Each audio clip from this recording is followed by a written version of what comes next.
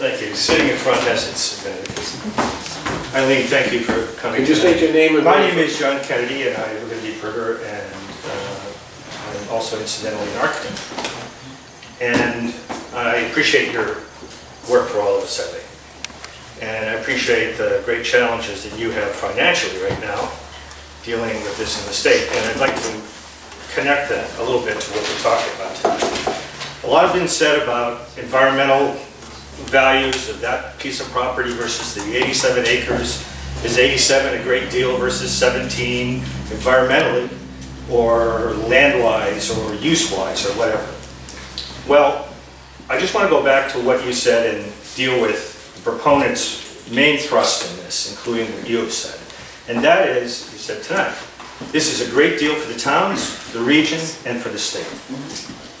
Well, we're talking financially. All right, we're talking taxes, we're talking, development that will spread out and affect other businesses and other people in the towns. Well, I have a problem with what you've said, and that is this. Any client that I've ever dealt with, before I will let them say that this is a great deal for themselves or anybody else, they need to know what the plan is. And you have admitted that right now, there is no plan. There's a schematic plan, and that can't be any more specific right now. Well, I think that's a problem, Eileen, because of this. Right now, the state owns this property. Now, whether it's polluted, as some have said, or not, I went by it tonight. It has a fantastic view of one of God's greatest places. All right, so it's worth something. One, we don't know what that worth is. There's no valid appraisal on it. Well, I wouldn't let a client move an inch towards a swap or a sale or anything until that was done. It's called due diligence. The due diligence has not been done on this project. You mentioned that you think it's all these wonderful things. Well, maybe it is. But you can't know that until you at least know what's really being proposed. And in order to ascertain that it will become that, you need to put those pressures on when you have the leverage. That's when you own the property. Now is the time to be settling what is going to happen there before you put a bill in place that will move the swap and the transfer forward. And I know that people are saying, and you've said this, it's a placekeeper, that much has to be done to meet standards before the thing takes place, after this bill is well in place. Well, that's fine. But you don't move ahead to even say it's going to be a good thing until you truly know that. And we simply don't know that.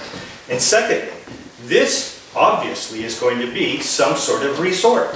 That becomes essentially a new village center that is controlled by a private entity. I've worked on many projects like that. Sometimes they're called shopping centers.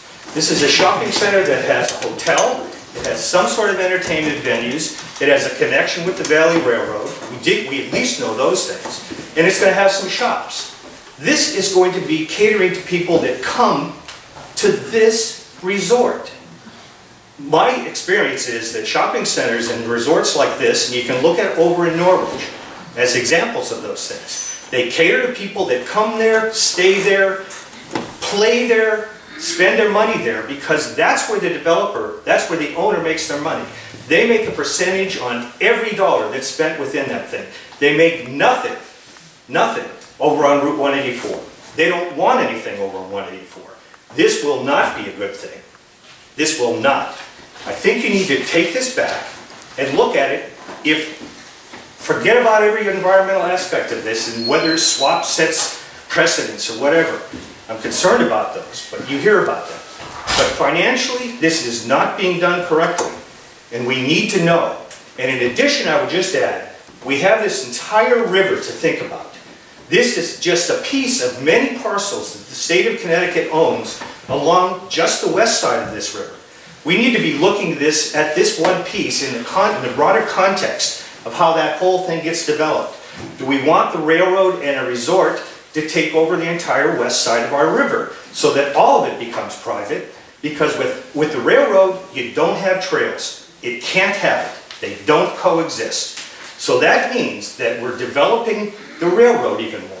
We can't do that without a thorough look at the entire picture.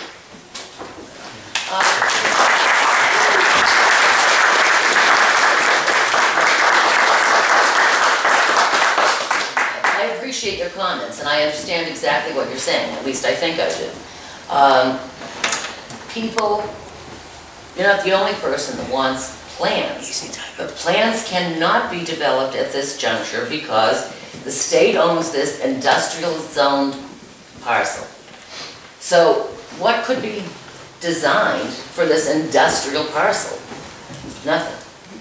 When this exchange is executed and the new owners apply for a zone change, the control is totally within the town of Haddam. All of their land use regulations apply. And they couldn't do anything unless there's a zone change. What if they don't get the zone change? Right.